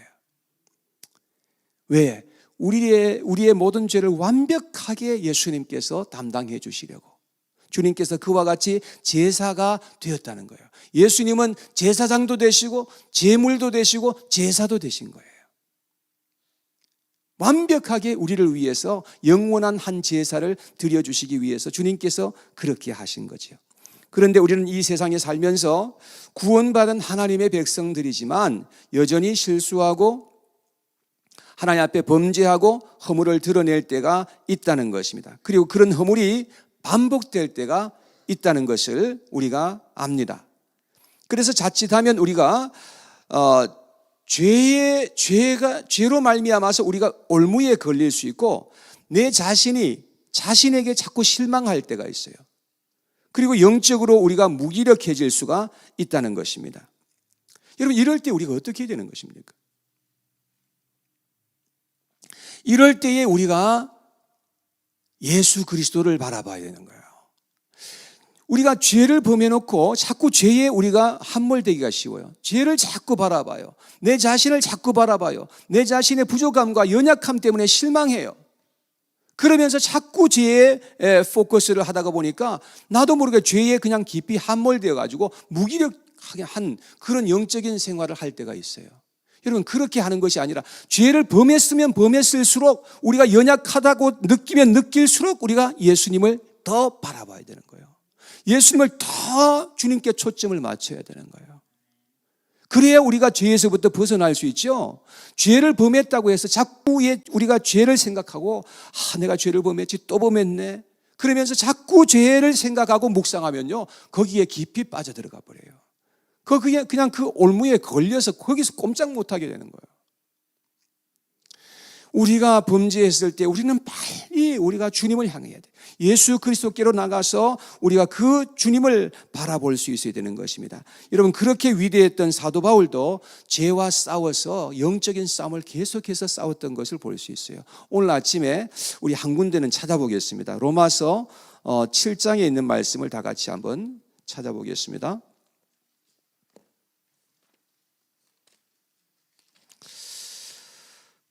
로마서 7장, 오늘 제가 드리는 이 말씀만 이 시간에 여러분들이 믿음으로 붙잡으셔도 큰 수지 잡는 겁니다. 자, 로마서 7장 22절 말씀에 보시면 사도 바울이 이렇게 말합니다. 내 속사람으로는 하나님의 법을 즐거워하되 내 지체 속에서 다른 법이 내 마음의 법과 싸워 내 지체 속에 있는 죄의 법으로 나를 사로잡는 것을 보는도다. 자, 여기 한번 보세요. 사도 바울은 마음으로는 하나님의 법을 섬기고 마음의 법으로는 하나님의 법을 그렇게 기뻐했어요.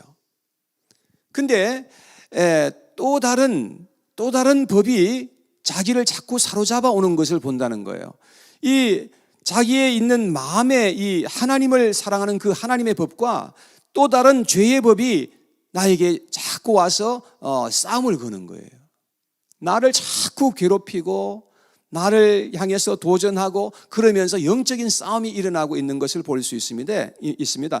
그래서 24절에 사도 바울이 고백하기를 오호라 나는 곤고한 사람이로다. 이 사망의 몸에서 누가 나를 건져내랴.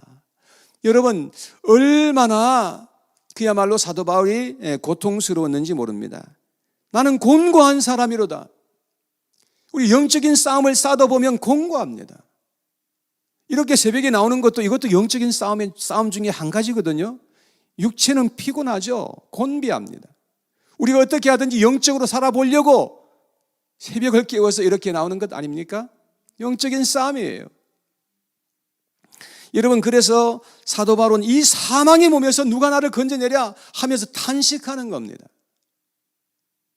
자, 그러면서 25절에 사도 바울이 이렇게 고백합니다. 우리 주 예수 그리스도로 말미암아 하나님께 감사하리로다. 그런즉 내 자신이 마음으로는 하나님의 법을 육신으로는 죄의 법을 섬기노라. 여러분, 사도 바울은요, 자기가 그런 영적인 싸움을 싸우면서 때로는 실수하고 넘어지고 해야 할 것은 하지 않고 하지 말아야 될 것은 자꾸 하는 자기 자신의 그 모습을 보면서 그러면서 하나님 앞에 고백하기를 우리 주 예수 그리스도로 말미암아 하나님께 감사한다. 내가 그러한 면이 있고 내가 때로는 실수하고 넘어지기도 하지만 그러나 예수 그리스도로 말미암아서 내가 승리한다는 것을 그는 이렇게 선포하고 있는 것을 볼 수 있어요. 왜요? 8장 1절 말씀해 보세요. 그러므로 이제 그리스도 예수 안에 있는 자에게는 결코 정죄함이 없나니 이는 그리스도 예수 안에 있는 생명의 성령의 법이 죄와 사망의 법에서 너를 해방하였음이라. 여러분, 예수 그리스도께서 우리를 죄에서부터 완전하게 해방하여 주셨다는 것을 사도 바울은 이렇게 말하고 있는 것입니다. 왜냐하면 생명의 성령의 법이 죄와 사망의 법에서부터 우리를 완전히 해방하여 주셨기 때문이다 라고 그렇게 고백하는 것입니다.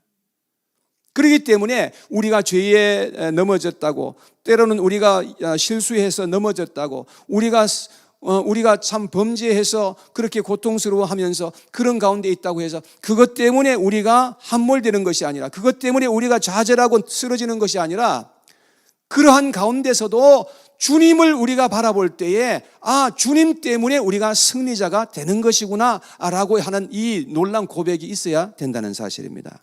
자, 8장 31절로 갑니다.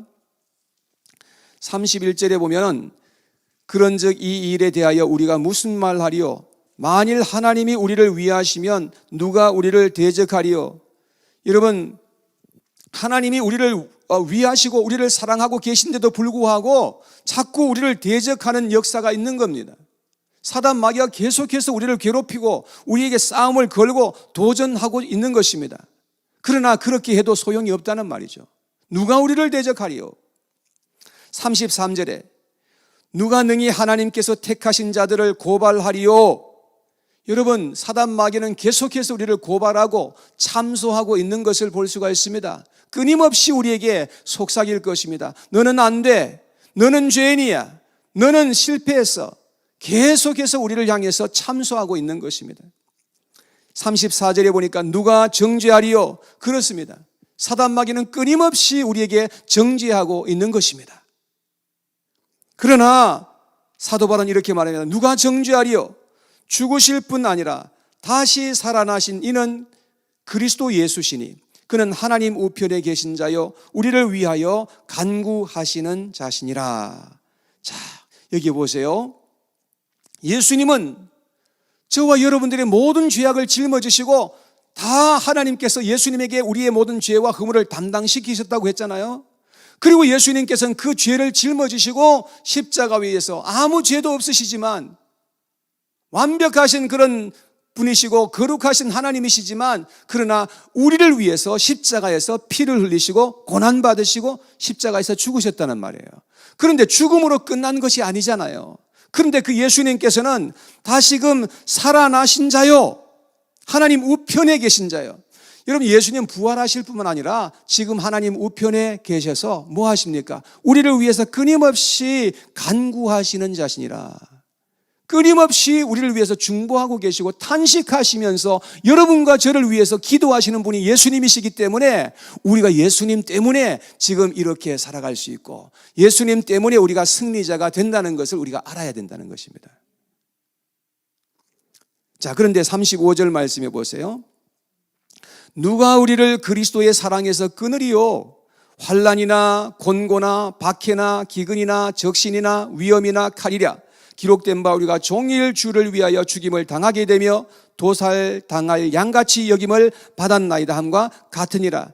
여러분, 우리가 이 세상에 살면서 얼마나 많은 환난이 있습니까? 얼마나 많은 곤고가 있고 박해가 있고 기근이 있고 적신이나 위험이나 칼이랴, 이러한 많은 것들이 있습니다. 여러분, 그래서 우리가 정말로 때로는 너무나 우리가 고통스러워서 도살당할 양과 같이 여김을 받는 그런 고통이 있을 때가 있습니다. 정말로 이제는 죽었구나, 이제는 정말 안 되는가 보다 라고 이렇게 좌절할 때가 있다는 것입니다.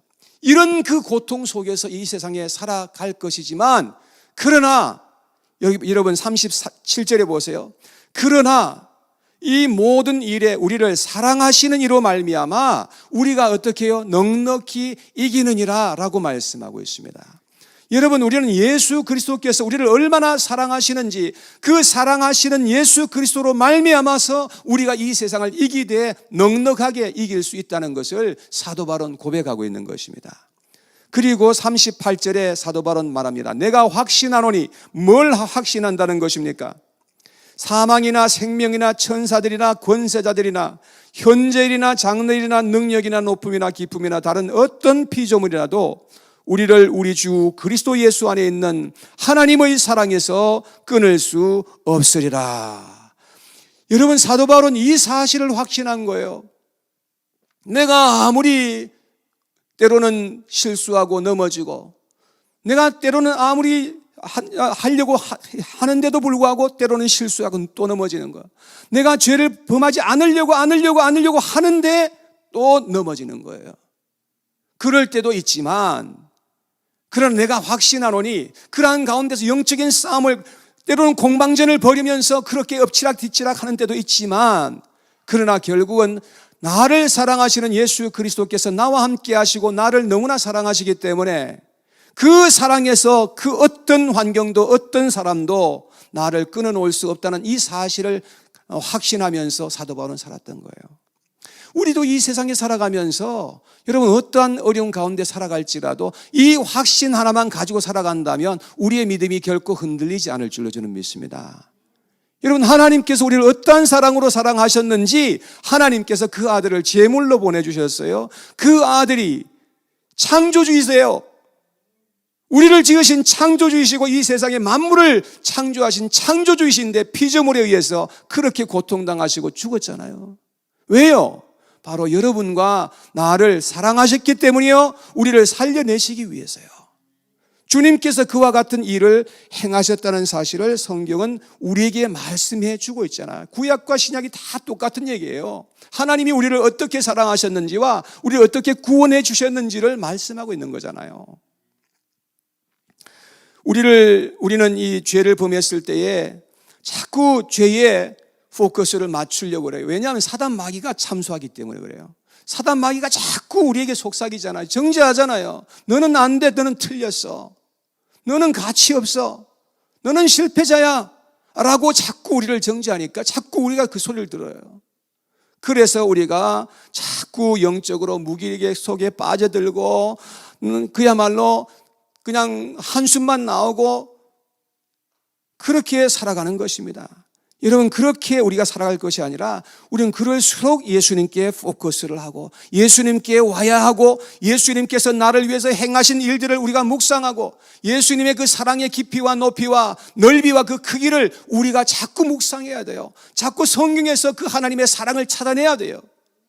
그리고 그 하나님을 자꾸 우리가 의지하고 하나님께 모든 것을 내려놓고 하나님께 모든 것을 100% 다 맡겨드리고 우리가 하나님을 바라보면서 나갈 때에 여러분, 거기에 승리가 있다는 것을 알게 되는 거예요. 예수님이 계셔서 내가 승리자가 될 수 있는 것이지 내 노력만으로는 안 되는 거예요. 아무리 노력해도 내 노력만 가지고는 결코 될 수 없어요. 내가 노력도 해야 되겠지만 결국은 하나님께서 나를 붙들어 주시고 나를 도와주실 때에 내가 승리하게 된다는 사실을 알아야 되는 것입니다. 예수님께서는 이미 우리를 위해서 속죄제를 완성해 놓으신 것임을 믿으시기를 바랍니다. 그러므로 어떤 부족함이 있고 어떤 허물이 있을지라도 하나님께 가지고 나가서 우리는 해결받을 수 있는 이유가 바로 여기에 있는 것입니다. 예수님께서 요한복음 13장 10절에 말씀하시기를 이미 목욕한 자는 발밖에 씻을 필요가 없느니라. 온몸이 깨끗하니라. 온몸이 깨끗하다고 말씀합니다. 이미 하나님께서 우리를 목욕시켜 주셔서 깨끗하게 하셨고 우리를 의롭다 하여 주셨고 거룩한 영으로 우리를 덮어 주신 것입니다. 그러나 매일같이 일어나는 영적인 싸움의 공방 속에서 때로는 실수하고 때로는 실패하고 때로는 넘어질 때도 있습니다. 그러나 그러한 것 때문에 실망하거나 좌절하거나 무기력 속에 절대로 빠져들어가지 않도록 해야 합니다. 여러분, 우리는 예수 그리스도를 의지하여 다시 일어나야 합니다. 여러분, 그것이 진정한 믿음인 것입니다. 믿음은 결코 우리를 뒷걸음치게 하지 않습니다. 믿음은 우리를 전진하게 만들어줍니다. 여러분, 우리가 어떠한 어려움과 연약함과 무기력함 속에 있을지라도 거기에서도 우리가 예수 그리스도로 말미암아서 우리가 앞으로 전진해 나갈 수 있는 이유는 그분을 우리가 믿기 때문에 그런 것입니다. 그래서 오늘 또 이 아침에 주신 말씀을 기억하면서 마귀는 우리를 향해서 뻔뻔하다 그러겠죠. 너 뻔뻔하다고 그렇게 정지할지도 모르겠지만 우리는 예수님의 공로를 의지하고 예수님의 사랑을 더욱더 인정하면서 우리는 나아가야 한다는 것입니다. 그럴 때 마귀는 어쩔 수 없이 슬퍼하며 우리를 떠나가는 역사가 있게 될 줄로 믿습니다. 레위기서 5장 14절부터 6장 7절까지의 말씀입니다. 우리 함께 봉독하겠습니다. 시작. 여호와께서 모세에게 말씀하여 이르시되 누구든지 여호와의 성물에 대하여 부지 중에 범죄하였으면 여호와께 속건제를 드리되 내가 지정한 가치를 따라 성소의 세겔로 몇 세겔 은에 상당한 흠없는 순양을 양떼 중에서 끌어다가 속건제로 드려서 성물에 대한 잘못을 보상하되 그것의 5분의 1을 더하여 제사장에게 줄 것이요 제사장은 그 속건제의 순양으로 그를 위하여 속죄한즉 그가 사함을 받으리라. 만일 누구든지 여호와의 계명 중 하나를 부지 중에 범하여도 허물이라 벌을 당할 것이니 그는 내가 지정한 가치대로 양떼 중 흠없는 순양을 속건제물로 제사장에게로 가져갈 것이요 제사장은 그가 부지 중에 범죄한 허물을 위하여 속죄한즉 그가 사함을 받으리라. 이는 속건제니 그가 여호와 앞에 참으로 잘못을 저질렀음이니라. 여호와께서 모세에게 말씀하여 이르시되 누구든지 여호와께 신실하지 못하여 범죄하되 곧 이웃이 맡긴 물건이나 전당물을 속이거나 도둑질하거나 착취하고도 사실을 부인하거나 남의 잃은 물건을 줍고도 사실을 부인하여 거짓 맹세하는 등 사람들이 그 모든 일 중에 하나라도 행하여 범죄하면 이는 죄를 범하였고 죄가 있는 자니 그 훔친 것이나 착취한 것이나 맡은 것이나 잃은 물건을 주운 것이나 그 거짓 맹세한 모든 물건을 돌려보내되 곧 그 본래의 물건에 5분의 1을 더하여 돌려보낼 것이니 그 죄가 드러나는 날에 그 임자에게 줄 것이요 그는 또 그 속건 제물을 여호와께 가져갈지니 곧 내가 지정한 가치대로 양떼 중 흠없는 순양을 속건 제물을 위하여 대제사장에게로 끌고 갈 것이요 제사장은 여호와 앞에서 그를 위하여 속지 않즉 그는 무슨 허물이든지 사함을 받으리라. 아멘. 하나님께서 이스라엘 백성들에게 5가지의 제사를 주셨는데요. 첫 번째가 한번 좀 기억하시면 좋겠는데요. 첫 번째가 뭐죠? 번제, 두 번째는 소제, 세 번째는 화목제, 네 번째는 속죄제, 다섯 번째는 속건제. 오늘 속건제에 대해서 말씀을 증가하겠습니다. 속죄제와 속건제는 비슷한 제사라고 보면 되겠습니다. 다른 점이 한 가지 있다면 속죄제는 부지 중에 일반적으로 범하는 죄로서 하나님께 속죄할 때 드렸던 제사입니다. 그런데 속건제는 뭐냐면 이 관계성에 있어서 잘못되었을 때 드리는 제사입니다. 관계성이라고 한다면 하나님과 우리 사이의 관계, 사람과 사람 사이의 관계, 이 관계성에서 잘못되었을 때 하나님께 속건제물을 드렸던 것입니다. 자, 먼저 하나님과의 관계에 대해서 생각해 보겠습니다. 특히 제사를 드리는 가운데 실수하거나 몰라서 범하는 죄가 있었습니다. 그래서 5장 14절 15절에 보면 기록하기를 여호와께서 모세에게 말씀하여 이르시되 누구든지 여호와의 성물에 대하여 부지 중에 범죄하였으면 여호와께 속죄를 드리되 그랬습니다. 그러니까 하나님 앞에 섬기면서 제사를 지내고 제물을 취급할 때에 실수할 경우가 있잖아요. 그리고 또 잘못되게 하는 경우가 있습니다. 그렇게 했을 때 하나님께 회개하는 그런 그 의미로서 속건제를 드렸던 것입니다. 그래서 다시금 같은 죄를 범하지 않도록 최선을 다하도록 하였던 것이죠. 속건제를 드릴 때는 그 제물의 가치에 5분의 1, 다시 말해서 20%를 더해가지고 속건제물을 드렸습니다. 자, 16절 말씀에 보니까 그렇게 되어 있죠. 성물에 대한 잘못을 보상하되 그것의 5분의 1을 더하여 제사장에게 줄 것이요 제사장은 그 속건제의 순양으로 그를 위하여 속죄한즉 그가 사함을 받으리라. 자, 또 하나님의 그 계명을 이 범할 때에 속건제를 드렸던 것을 볼 수 있어요. 17절 18절에 만일 누구든지 여호와의 계명 중 하나를 부지 중에 범하여도 허물이라 벌을 당할 것이니 그는 내가 지정한 가치대로 양떼 중 흠없는 순양을 속건제물로 제사장에게 가져갈 것이요 그랬죠. 우리가 하나님 앞에서 구원을 받고 하나님을 섬기고 예배자로 살아갈 때에도 얼마나 많은 허물과 실수와 부족함이 있는지 몰라요. 참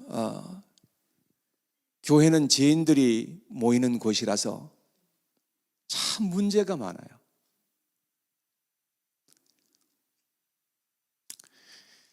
제 바로 위에 누님이 최근에 폐암 판정을 받았어요. 수술을 할 수 없는 그런 상태에 있는데 예수님을 믿는다고는 하는데 교회를 안 나가요. 그래서 내가 최근에 전화를 해서 교회를 꼭 나가라고. 근데 하는 얘기가 뭐냐 하면 교회에 보면은 참 못 봐줄 그런 일들이 참 많이 생기고 그래서 교회에 안 나가는 것이 편하다는 거예요. 교회 나가면 그런 걸 다 봐야 되지 않느냐 그래요. 그래도 제가 하나님을 바라보면서 교회는 완벽하지 않고 또 그런 목사보다도 안 그런 목사가 더 많고 그런 성도보다도 안 그런 성도들이 또 많다. 그래서 제가 그렇게 권면을 한 적이 있는데요. 교회는 참 어려운 일들이 많아요. 여러분들은 어떤지 모르지만 저는 예수님 믿고 구원받은 후에도 잘못 행하고 하나님 앞에 실수하고 그릇 행한 것이 너무 많았어요. 어떤 때는 즉시 깨닫지 못하다가 나중에 깨닫고 나서 후회하고 하나님 앞에 회개한 적이 한두 번이 아닙니다. 이렇게 우리가 하나님 앞에 섬긴다고 하면서도 잘못 행하고 실수하고 이럴 때 어떻게 해야 됩니까? 여러분, 우리는 끊임없이 하나님 앞에 회개하고 돌이켜야 합니다. 그리고 우리는 끊임없이 예수님을 바라보고 하나님을 의지하고 나가야 합니다. 그리고 하나님 앞에서 돌이키고 다시 시작해야 합니다. 그럴 때에 우리는 점점 더 실수가 하나하나 줄게 되고 허물된 것이 회복되고 연약한 것이 고침받는 그런 역사가 일어나는 겁니다. 그것을 우리는 성화라고 그렇게 또 말하기도 합니다. 그래서 참된 믿음의 백성들에게 나타나는 현상이 뭐냐면 그것은 성장이요 성화이며 열매가 하나둘 맺어지는 것입니다. 저는 화를 잘 참지 못하는 아주 나쁜 습관이 있었어요. 나는 화를 안 내려고 하는데 화가 자꾸 이렇게 나가지고 내 속에서 나도 모르게 화가 막 그냥 치밀어 올라서 화를 내는 거예요. 이것 때문에 참 많이 기도하고 많이 회개하고 하나님께 매달렸던 그런 때가 있었습니다. 근데 그렇게 회개를 하고 하는데도 고쳐지지 않고 자꾸 반복이 되는 거예요. 화를 안 내려고 하는데 또 화를 내고 나서 또 하나님 앞에 하나님 또 잘못했네요. 그렇게 회개한 적이 한두 번이 아니었습니다. 정말 이런 죄가 잘 고쳐지지 않았던 것입니다. 그런데 포기하지 않고 계속해서 기도했어요. 계속해서 하나님 앞에 기도하고 회개하고 돌이키고 또 기도하고 회개하고 돌이키고 계속해서 그렇게 했는데 어느 날 제가 돌아보니까 하나님께서 이 문제를 많이 해결해 주셨더라고요. 잘못된 습관, 악한 습관, 잘못된 관념, 비뚤어진 기질 이런 것들은 하루아침에 해결되는 것이 아니더라고요. 시간을 두면서 하나님께서 하나하나 깨닫게 하시고 고쳐주시고 하나님께서 해결해 주시고 회복해 하시는 그런 하나님의 손길이 있다는 것을 알게 되는 것입니다. 지금도 저는 부족한 것이 아주 많습니다. 아직도 실수하는 것이 많습니다. 완전해지려면 아직도 멀었습니다. 그렇지만 점점 더 주님을 닮아가는 것은 사실입니다. 우리가 하나님 앞에서 우리의 잘못된 것이 무엇인지 깨닫고 인정하는 것은 참 중요합니다. 그리고 하나님께 고침받고 해결받기를 정말로 원하고 사모하고 간청하게 되는 것은 너무나 중요한 일이에요. 그런데 하나님 앞에 나오면서도 하나님께 잘못하고 있는 것이 있어도 고치고 싶어 하지 않고 돌이키지를 원하지 않을 수도 있는데 만약에 그렇게 교회 생활을 한다면 성장도 없을 것이고 열매도 결코 맺어질 수 없을 겁니다. 어떤 목회자들은요 계속해서 뒤로 범죄하면서도 시침이 뚝대고 아무 일 없는 듯이 하나님께 예배를 인도하고 말씀 증거하고 뻔뻔하게 그렇게 할 수도 있습니다. 그렇게 하기를 몇 달, 몇 년, 몇십 년까지도 할 수 있습니다. 그러다가 어느 날 덜미가 잡히고 큰 망신을 당하는 그런 경우가 있는 것을 우리는 잘 압니다. 여러분, 그렇게 행하는 사람들은 소망이 없습니다. 양심의 화인을 맞게 되는 것입니다. 우리는 하나님과 바른 관계에서 예배드리고 섬길 수 있도록 끊임없이 하나님을 바라보고 의지하고 간구하고 회복시키고 돌이키고 계속해서 그렇게 해야만 합니다. 그래서 하나님과 바른 관계에 있어야 우리가 행복할 수 있고 우리가 이 세상에서 참으로 소망이 있는 그런 삶을 우리가 살아갈 수가 있게 되는 것입니다. 두 번째 속건제는 하나님과의 관계만이 아니라 사람과의 관계가 잘못되었을 때에도 드리는 제사였습니다. 6장 1절에서 7절에 있는 그런 말씀인데요.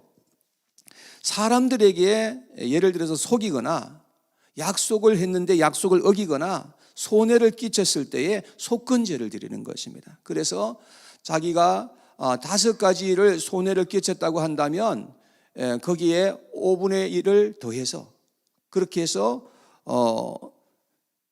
이 속건제를 드리고 또 하나님께 이 제물을 가지고 와서 속건제를 드렸습니다.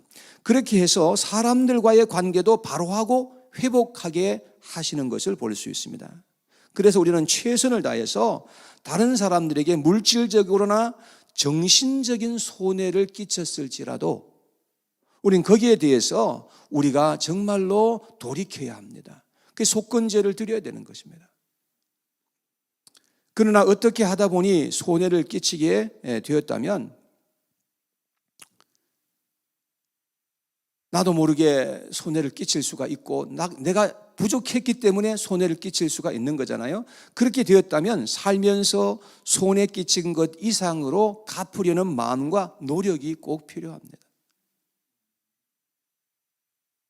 그것이 믿는 자로서 바른 자세이고 관계를 잘 회복하는 하나님께서 우리에게 주신 방법입니다. 우리는 이 땅에 살아가는 동안에도 하나님과의 관계와 사람들과의 관계를 항상 중요하게 생각하고 바른 관계에서 살도록 노력할 수 있게 되기를 간절히 원합니다. 그것이 바로 속건제의 의미입니다. 우리가 그렇게 살아갈 때에 우리가 행복할 수 있고 우리가 더불어 살아가면서 함께 복을 받게 될 수 있고 하나님의 선하신 뜻이 우리의 삶에서 이루어지게 된다는 것입니다. 그것이 우리에게 축복이 되는 것이죠. 우리는 이번 고난주간 특별 새벽기도 시간에 이스라엘의 5대 제사에 대해서 함께 살펴보았습니다. 레위기서 1장에서부터 7장에 쭉 보면 5가지의 제사를 하나님께서 자세하게 이렇게 드릴 것을 말씀하셨습니다. 그런데 예수님이 우리의 죄를 속량해 주시기 위해서 철저하게 완전하게 영원한 제사가 되어 주실 것에 대한 계시의 말씀이거든요. 단순히 이스라엘 사람들에게는 그냥 단순한 제사였지만 여러분 그 제사를 통해서 이러한 제사를 드려라, 그 제사를 통해서 앞으로 이 세상을 구원하실 그 메시아가 어떻게 우리를 위해서 우리의 죄를 위해서 완벽한 제사를 드려주실 것인지에 대한 계시예요. 예수님은 우리의 죄를 완벽하게 영원히 해결해 주시는 유일하신 분이신 것임을 여러분 꼭 믿으시기를 바랍니다. 그 다음에 레위기서 8장에서부터 9장까지에 보면 아론과 그 아들의 제사장 위임식이 있어요. 아론은 대제사장이고 아론의 아들들만이 대제사장을 할 수 있는 그러한 사람들이었습니다. 여러분 예수님은 우리의 제사가 되어주셨을 뿐만 아니라 히브리서에 보니까 우리의 영원한 대제사장이신 예수 이렇게 나와 있어요. 그러니까 예수님은 우리를 위해서 완벽한 제사가 되어주실 뿐만 아니라 그분이 대제사장이 되어서 그 제사를 친히 드리셨다는 그런 의미죠. 그 다음에 레위기서 10장에서부터 11장을 읽어보면 제사는 하나님께서 명하시는 제물로 바르게 제사를 드려야 된다는 것입니다. 만약에 우리가 하나님께서 원하시는 방법이 아니라고 한다면 하나님이 연락하지 않으시고 오히려 하나님께 심판받을 수 있다는 것을 말씀하십니다. 그 예로 이제 나답과 아비후에 대한 그런 예를 들었지 않습니까? 그런 제사를 드리다가 그야말로 경거망동하게 하나님 앞에 제사를 드리다가 심판을 당한 그런 케이스였거든요. 자, 그런데 우리가 생각해야 될 것은 예수님은 우리를 위하여서 가장 완벽한 제물이 되어주시고 하나님께서 원하시는 가장 완벽한 그 제사를 하나님 앞에 올려드렸다는 것입니다. 그러니까 예수님은 가장 완벽한 제물이 되어주셨고 가장 완벽한 제사가 되어주셨고 가장 완벽한 대제사장이 되신 것입니다. 그래서 예수님은 세상의 유일한 구원자가 된다는 거예요. 그 어떤 자도 우리의 죄를 용서할 수 없고 우리의 죄를 사해 줄 수 있는 그런 존재는 이 세상에 아무도 없다는 것입니다. 어떻게 누가 함부로 우리의 죄를 사할 수 있습니까? 무슨 근거로요? 나를 낳아준 우리 엄마도 나의 죄를 사해 줄 수 있는 자격이 없어요. 그러나 예수님께서는 저와 여러분들의 죄를 위해서 철저하게 하나님께서 계획하신 그 방법대로 주님께서 행하여 주셨고, 그래서 주님께서는 우리의 모든 죄를 담당하시기 위해서 그러한 일을 행하셨으니, 그 주님께서 누구든지 예수 그리스도께 나아가는 자에게 주님께서 죄를 사해 주실 수 있고, 우리의 죄를 용서해 주셔서 우리를 완전하게 회복시켜 주실 분은 예수님 한 분밖에 없다는 것을 기억하시기를 바랍니다. 이러한 예수님이 우리에게는 꼭 필요한 것입니다. 이 세상에 사는 모든 죄인들에게는 이러한 예수님이 꼭 필요한 것입니다. 우리 죄인들에게는 예수님이 유일한 소망이요 해답입니다. 그러므로 그 예수님을 우리는 우리의 마음에 믿고 영접해 드려야 되는 것입니다. 그러면 우리가 하나님의 자녀가 되는 권세를 얻게 된다고 말씀하고 있습니다. 이 권세는 혈통으로나 육정으로나 사람의 뜻으로 나지 아니하고 하나님께로서 난 자들이라 말씀했으니 우리는 하나님의 자녀가 된다는 말입니다.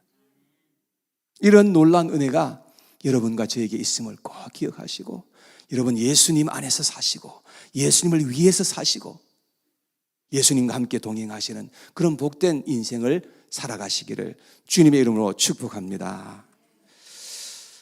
자, 오늘 찬양을 하나 드릴 텐데요.